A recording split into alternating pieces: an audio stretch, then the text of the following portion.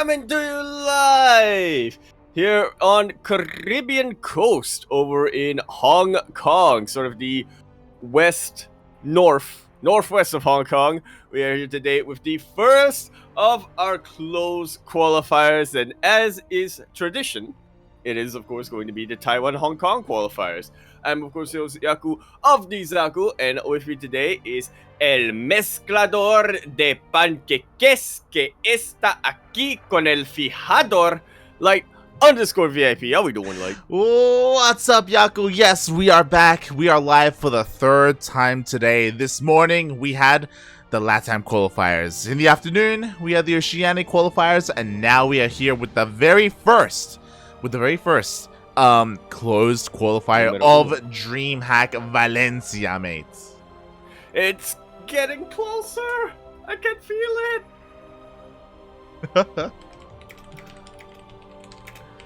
Oh god, exactly. We are so close to the end, mates. We are still, again, only just starting all the closed qualifiers, and this is the beginning, mate. This is only the beginning. Plenty, much more to come, of course. Less than 24 hours. In just a couple of hours, I think, actually, is, of course, going to be the closed qualifiers for NA. Yeah, NA.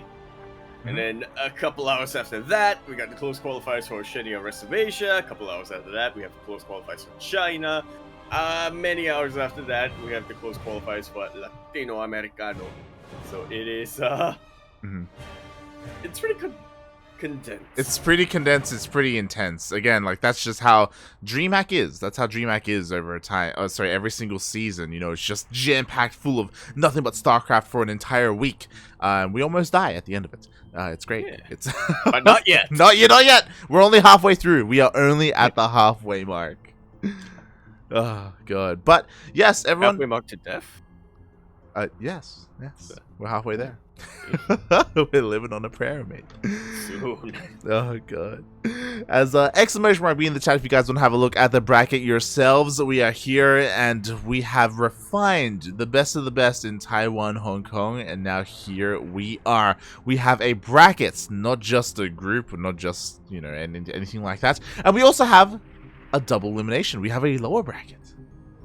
Indeed, we do. This is not going to be a 2-day qualifier. There are not going to be multiple qualifiers for this, because, of course, we are closed now.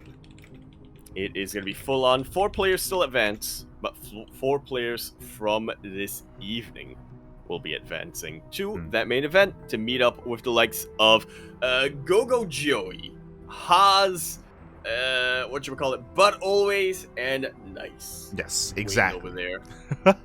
We got a lot of players here, and we had to make a choice. If you're looking at the bracket, we do see quite a stacked bracket at that, and we were looking at 2 series specifically. The first one being Bystork versus Expect, or Bstork versus Expect, a PvT. Both players are here, and we may end up defaulting to that, actually. That's our backup, yeah. Yeah. Or the other one we were really looking at was Rex versus LittleWolf, which we had a lot of hype around, especially in the qualifiers.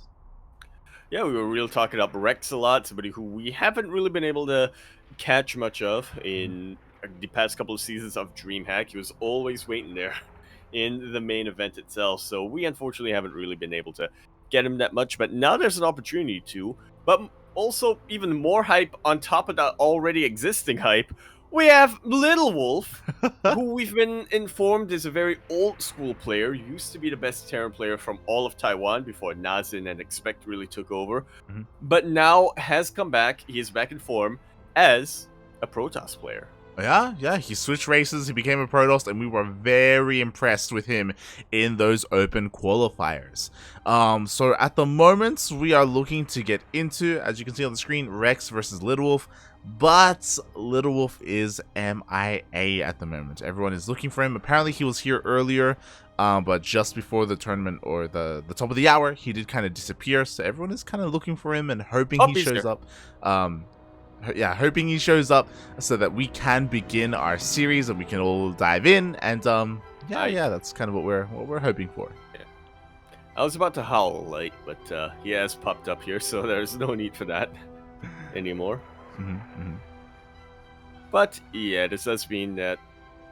I mean, I'm assuming that they haven't been able to do their vetoes yet, since we were waiting a little while. But they even still shouldn't take them too long to get that underway. Yes, yes. For those wondering, the purpose of this closed qualifier is to find out the top 4 of all of our selected players.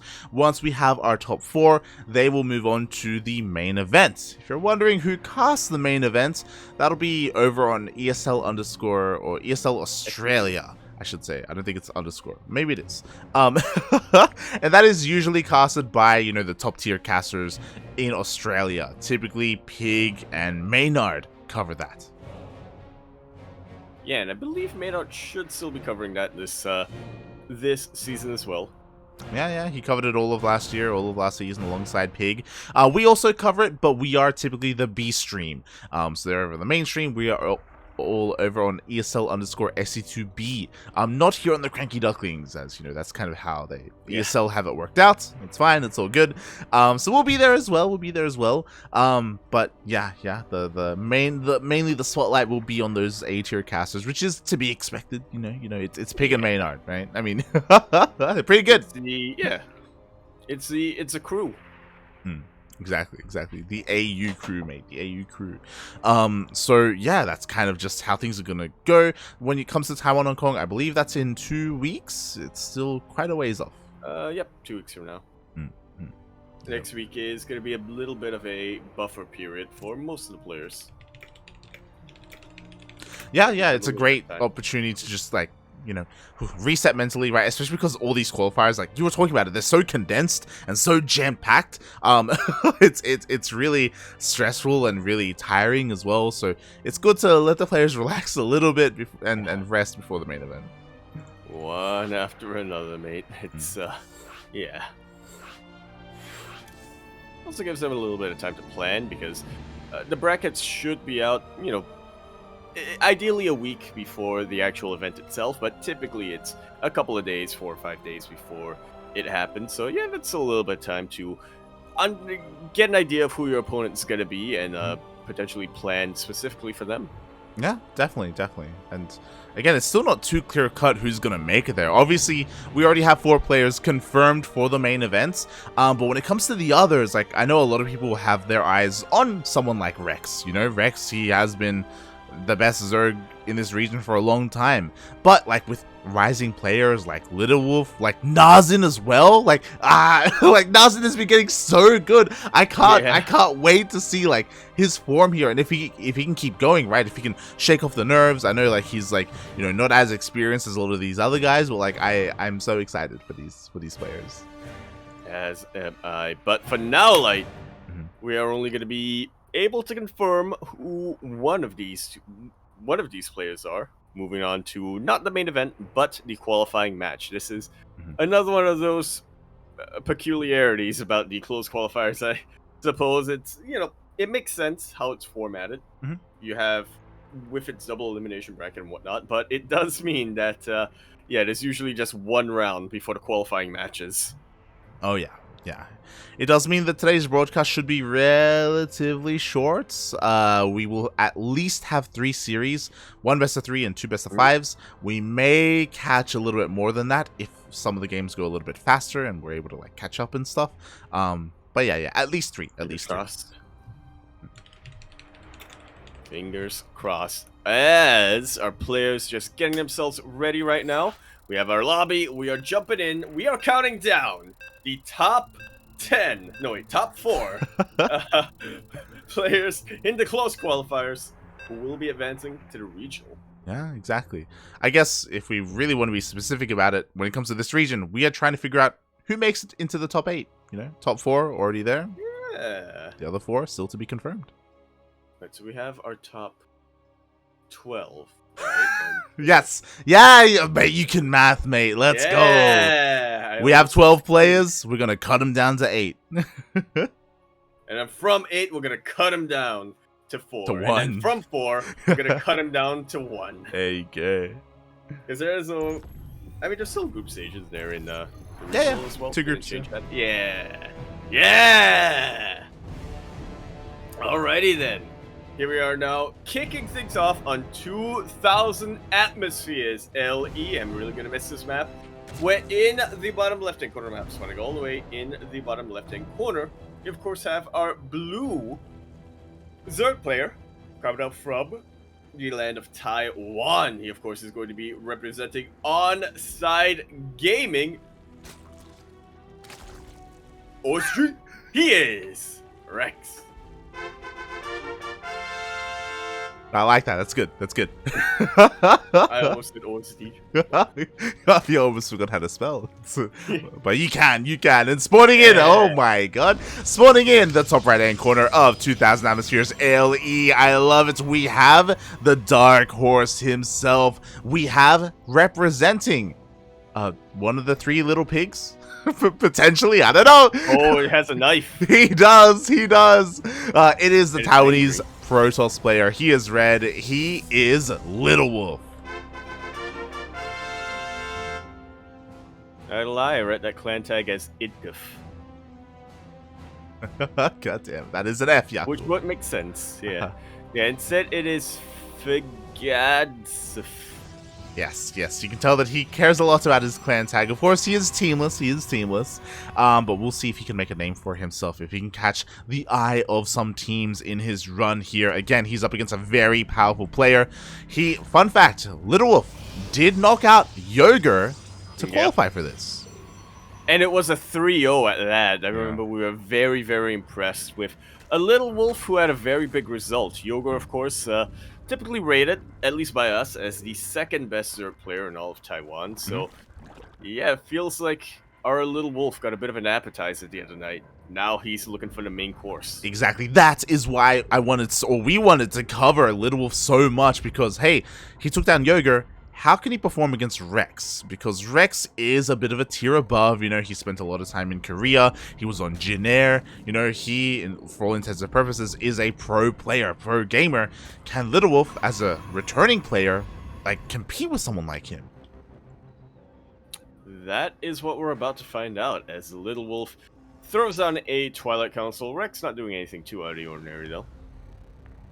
Yeah, nothing too crazy. No early gases. He did pull out of gas as soon as he got 100, so he only got it for Ling speed. No early Roach Warren. Everything looking pretty standard here for Rex, which makes sense. I also have to wonder if Rex is familiar with LittleWolf as well. Like, I know, obviously, he should be historically familiar with him, but I guess I'm speaking more about his play. Yeah, how informed he is right now. Because Rex, and I do agree with you there, historically Rex should be familiar with LittleWolf, as, you know, both of these players go way back. It's just that, you know, LittleWolf did take a little bit of a break in between then and now, whereas Rex has kept on going. Like, it could be a thing where they showed up for the qualifier, he took a double take, he's like, wait, what? You're Protoss? Yeah. Wait, what? What's going on? What's happening? It's like, race check? Race check? Remake? It's like, yeah, I checked. This is a race. He's like, oh no. Oh no, mate. Alright, here we go. So LittleWolf already opening up with a Twilight Council. Does have Glaives immediately on the way. This is looking pretty stock standard. Oh, never mind! As this is getting a lot more committed than we may have thought. Like, 5 gates are out in the map right now for LittleWolf, and there is the 6. We were waiting for it. The Warp Prism is coming out, and this is a very committed glaive push. Yeah, exactly. Speaking of committed, massive shout out to Extra in the chat for subscribing to the Twitch channel. Thank you so much. We really do appreciate it. Thank you so much. Hope you enjoy your emotes. Hope you enjoy your replay packs. And I hope you enjoy the broadcast, because LittleWolf, he's going across the map. We just took note of it. With 6 gateways, this is very committed. This is supposed to deal a lot of damage. And there is a lot of damage to be dealt here. Rex doesn't have as many links as he perhaps could have had, but he is making up for it with a Spine Crawler in the 3rd base, and he is slowly getting his Roach count up and running. He is. I think an interesting thing is that he did go for the Spine, so again, he was able to recognize how many depths there were going to be, so he wants to make sure he doesn't lose too much here with the Spine Crawler. This forward position is going to be that much more powerful. Nice transfuse on that Spine Crawler as well, and he's drawing quite a number of these units off of creep. Lings do get a pretty good surround though, and the Roaches are here to pin them. Yeah, exactly. Like, this is honestly really, really well done here by Rex. He holds the front line with queens and roaches. His lings are looking to try and chase that shade. Same with the queens, actually. Only the roaches left behind. But that does mean that LittleWolf doesn't commit, and he does pick off a couple of these roaches. Yeah, it is a very nice angle to attack into, away from Spine Crawler. I like it. He's even juggling his depths a little bit. One of them has about 1 health left, but he kept it alive. Yeah. The hatchery is getting a little bit lower. I doubt the hatchery is under any real threat, but you know any damage is damage. Even forces the spine to unbar. Yeah, and of course behind all of this, LittleWolf is preventing Rex from droning. He is a little bit oversaturated in his main, and he isn't able to mine from this third base. Recalls right at the end there, just as things were looking shaky for LittleWolf. So not too bad so far, but I'm sure he wanted a lot more damage. He won. How dedicated he was. Exactly. Despite opening up with 6 gateways, he didn't get a single drone kill. Looking at the units lost tab, not a single worker went down. A lot of lings and some roaches, so I guess they did kind of trade, but again, he wanted to deal some economic damage to make up for the fact that he had cut workers and his third is late. He is working on it though, and he's even working on a robotic spade transition. Yeah, just about what you want to get roaches in this scenario. LittleWolf has also been doing a really good job of not neglecting his own worker count. It's about 7 workers ahead. Earlier on, he had about a 10. He had about a 10 worker lead. That is a massive pick-off for Rex, taking out the Warp Prism like that. LittleWolf not going to have as much map control as he could have. Yeah, exactly. Losing that Warp Prism means Rex, he can breathe easy. That's why immediately the Warp Prism is being remade, and this is going to cut into the Disruptor count, as, you know, there's only one robo being that's available to produce. Yeah, 2 Disruptors is about the minimum that you need right now as a Protoss player, but ideally you want to go up to 3 or 4. LittleWolf still getting damage here and there.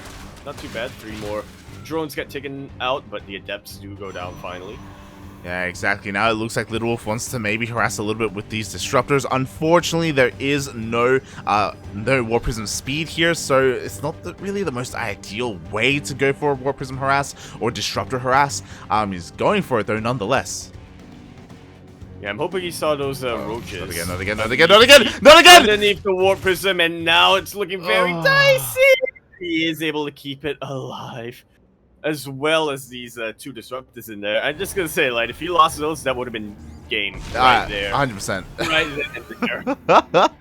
Ay, that would have been devastating. Thankfully, LittleWolf does keep his Warp Prism alive, but a lot of damage was already dealt to it, which means it's going to take, what, 2 biles to really bring down. Usually it's 3, so Rex has to worry about it, doesn't have to worry about it as much there with his Ravagers, and LittleWolf, he's pushing out here with this relatively small army.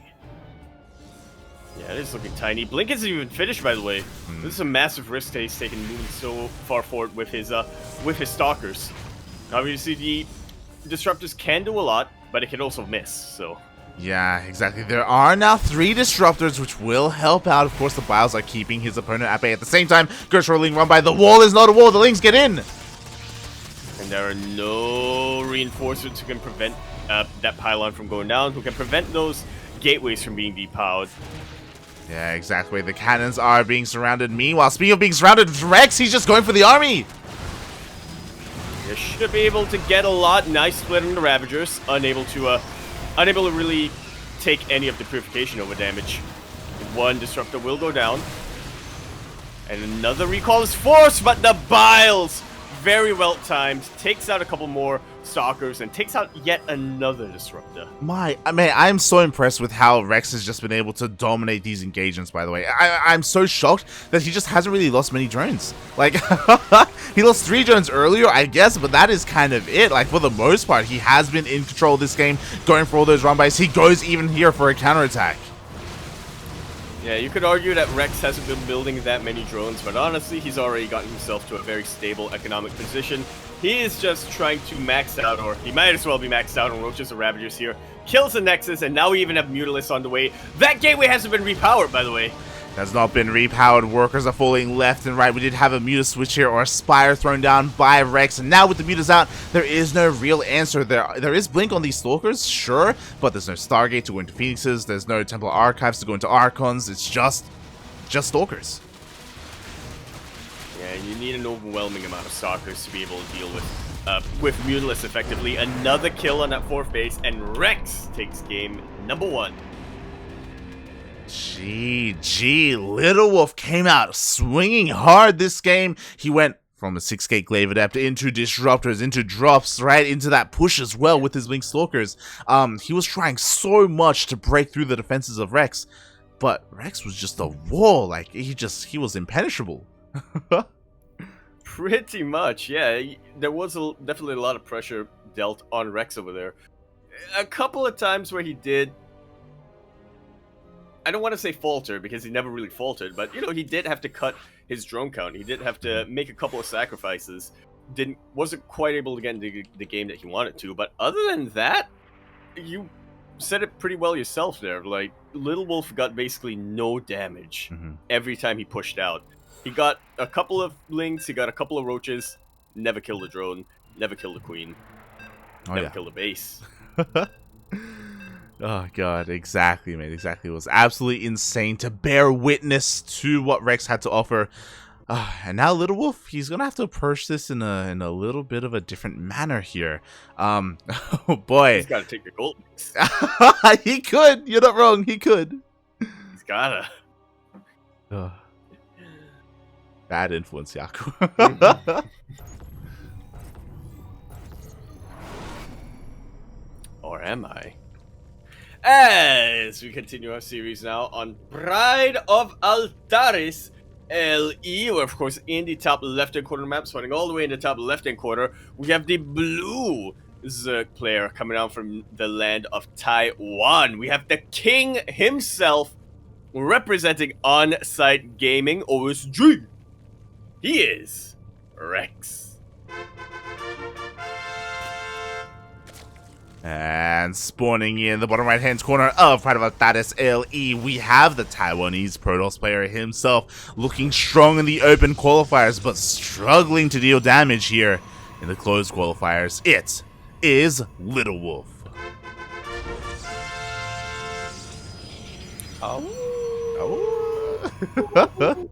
I just realized that's not a knife actually on the clan decal. That's part of the. It's. Or is it? Because it's on. Because it looks like. It's a sword. That's a sword. It's like a katana at his hip. Yeah. It's like a samurai pig. And it's part of the dimension. It is. It's like so big. It's like crossed into another reality. Oh god, but it is a sword. It is a sword. And I mean, mate, LittleWolf, he's gonna need as much help as he can get. He needs the help of his pack right now. As he took the gold, but not the one you think he'd take. That's the gold, exactly. He took his opponent's gold. He has stolen the gold right under the nose of Rex right now, and this got backfired massively. But if it goes unscouted, this is gonna be so good for LittleWolf, because it's not just an early gold base. It's also a little bit of a proxy position here. Yeah. There's so many layers that's happening right now. At the same time, Rex goes for a drone scout. He confirms the missing Nexus. He also confirms that the gold base across the map hasn't been taken, and he will go for a bit of a gas steal. Rex is still a little bit in the dark, but seeing where bases haven't been taken, and he's confirming here with his Overlord, he should be able to deduce that the gold has been taken. Yeah, he might want to check around his periphery just in case there are any proxies or anything like that. But yeah, you should. With how long Pride of Altaris has been in the map pool, you know, he should have a bit of an inkling of what's to come. Yeah, here we go. The Overlord confirms the gold hasn't been taken. Lings are scouring the edges of the map as well for a ninja base. Still hasn't checked the gold, but eventually he will.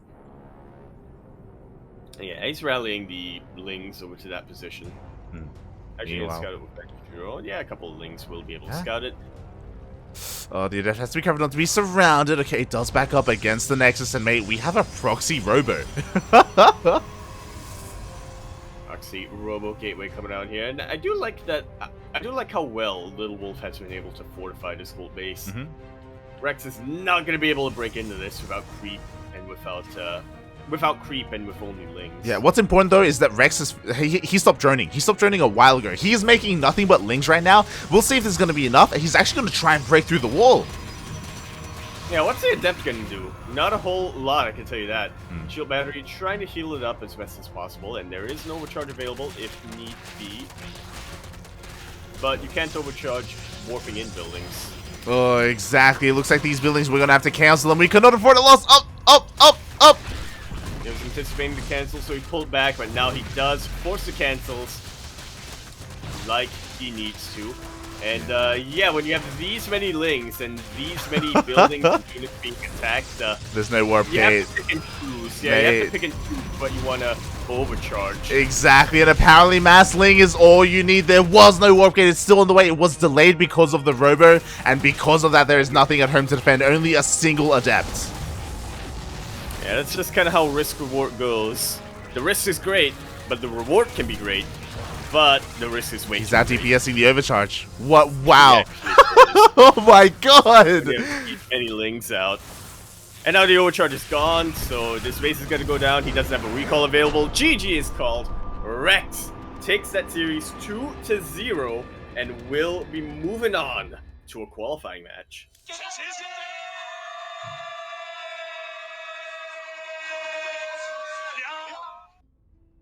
So solid. So solid. That was insane, mate. I love how Rex didn't even flinch as soon as he saw what was happening, and as soon as he saw the robo, more importantly, I think he recognized, hold on, this is a little bit quick. I know the way you spend your gas. I just gas stole you, by the way, so you have very limited gas to spend. Yep. I know how late your warp gate is going to be. I'm just going to link flood you, and it's literally impossible for you to have enough units right now to defend. Literally none. Best you can really do is wall off, but how good is your wall against all of these lings? Good game, very well played. Looks like the LittleWolf tried to bite off a bit more than he could chew against the Tyrannosaurus. Yeah, exactly. You know, a wolf can be intimidating, but a Rex, mate. That's is about like I don't know, like 700 times the size. Yeah, you know, what else can you say, mate? That's quite impressive. GG, well played. Rex moves on to a qualifying match where he'll be waiting for the winner of Nazin versus can I get Actually, he won't be waiting anymore. It was Nazin versus Lemon, and Nazin has taken out Lemon 2-0, surprisingly even quicker than our series. Although I guess we were waiting a little while for LittleWolf here. But yeah, we will be having that TVZ. It is not good. There's no possibility of a ZvZ in this matchup. Like there could have been if he was up against Lemon.